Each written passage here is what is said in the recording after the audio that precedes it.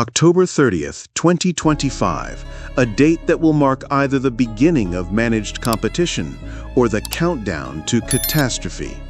Not in a war room, not at the UN, but in a secure military facility in South Korea. Two men sat across from each other while the world held its breath.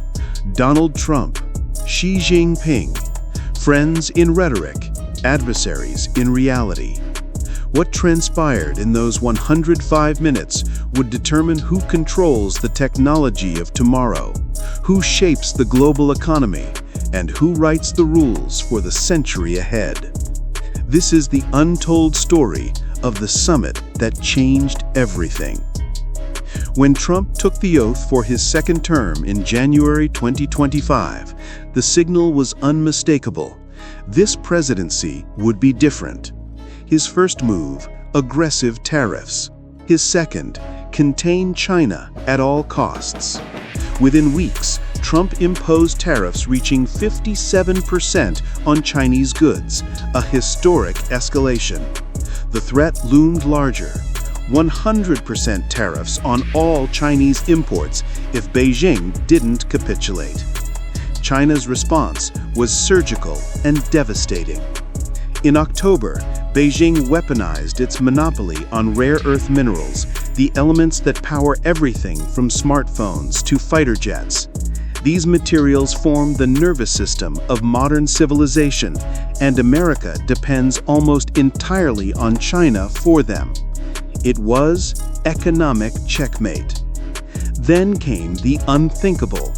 Trump requested talks. Not Xi, Trump.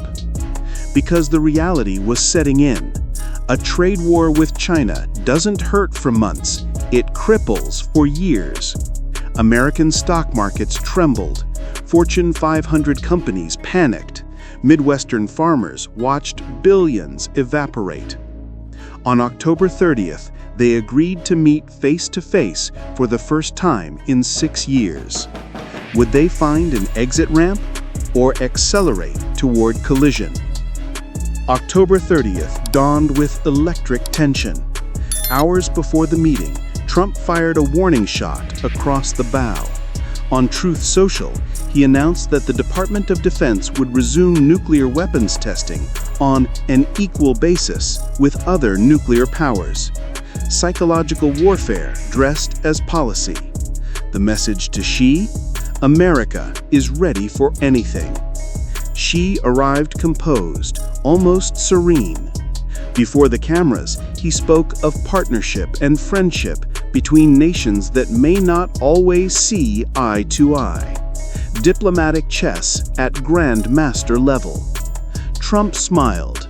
I think we're going to have a fantastic relationship. But beneath the choreography, both leaders understood the stakes. Trillions in trade, technological supremacy, and the architecture of global power for the next decade. They sat down. No phones, no aides, just two superpowers alone. For 1 hour and 45 minutes, the world heard nothing. No leaks, no signals, only silence and speculation. When Trump emerged, he didn't hide behind diplomatic language. He walked to Air Force One and declared, on a scale of 1 to 10, the meeting was a 12. Then he revealed what had been won and what had been deferred. Rare earths. China suspended its export restrictions for 1 year. America eased some export controls. A temporary ceasefire that saved global supply chains from immediate collapse. Tariffs. A 10 percentage point reduction from 57% to 47%. The punitive 20% tariff on fentanyl precursors dropped to 10%, contingent on Xi's commitment to work very hard on stemming the flow of the drug killing tens of thousands of Americans annually. Agriculture. China pledged massive purchases of U.S. soybeans, agricultural products, and energy. including consideration of a very large-scale transaction for Alaskan oil and gas. American farmers, devastated by previous trade wars, suddenly had oxygen again. Technology. China would work with NVIDIA and American chip makers on purchasing products. Closed doors cracked open. Everything was set for 1 year, renewable annually. Not a permanent solution, a controlled reset. Here's where the story gets revealing. Compare this to Trump's first-term Phase 1 deal, a comprehensive 96-page document addressing intellectual property theft, banking reforms, agricultural quotas, and structural economic issues. This time, a brief announcement focused almost entirely on de-escalation, rolling back immediate threats while leaving core conflicts unresolved. China's industrial overcapacity, flooding global markets and destroying competitors, wasn't addressed. Forced technology transfer, the alleged practice of pressuring foreign firms to surrender trade secrets for market access, wasn't explicitly tackled.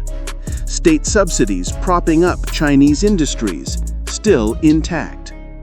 China's emerging strategy is becoming clear. Never initiate conflict. Always respond. Retreat under pressure, then advance when pressure eases. And perhaps most stunning, Taiwan wasn't discussed at all. Zero. The most volatile flashpoint on Earth, and two leaders avoided it entirely. Why?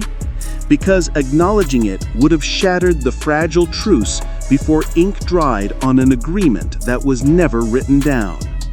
What they achieved wasn't a reset. It was a pause, a holding pattern while both sides calculate their next move. The October 30th, 2025 summit reveals three fundamental truths about the world in 2025. First, the rivalry is structural, not situational. Trump can cut tariffs, Xi can throttle fentanyl precursors, but the underlying competition for AI dominance, for semiconductor supremacy, for control of critical supply chains is permanent. It can't be negotiated away in 105 minutes. Second, personal relationships still matter. Trump called Xi a great leader of a great country. Xi praised Trump's Middle East mediation. Both scheduled future visits, Trump to Beijing in April, Xi to America later. This isn't theater, it's signal. Personal rapport between nuclear-armed leaders prevents miscalculation. It creates channels when systems fail. Third, we're entering an era of contained competition. Not peace, not war, but carefully managed rivalry, where both sides understand the rules. Compete fiercely, but don't break the system. Push hard, but know the limits. Yet it's fragile. One miscalculation, one new tariff salvo, one security incident over Taiwan or the South China Sea, and the framework collapses. Trump himself acknowledged this. If tensions escalate repeatedly, patience and trust between leaders will diminish. This could lead to a very challenging situation. Translation: next time will be worse. Both sides now know the other's pressure points and pain thresholds.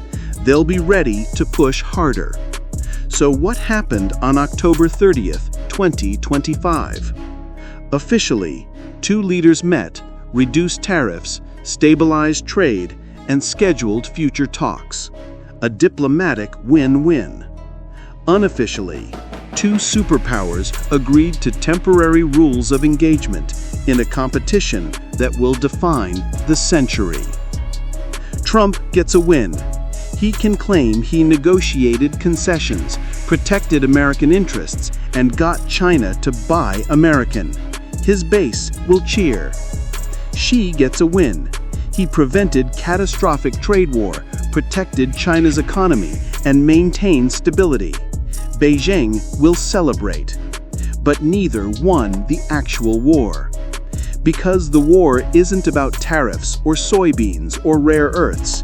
It's about which system, American democratic capitalism or Chinese state-directed development, will shape the 21st century. That contest is just beginning. What we witnessed wasn't the end of US-China rivalry. It was the codification of how that rivalry will be conducted. The implicit agreement: we fight, but carefully. We compete, but within guardrails. We push each other to the brink, but we don't jump.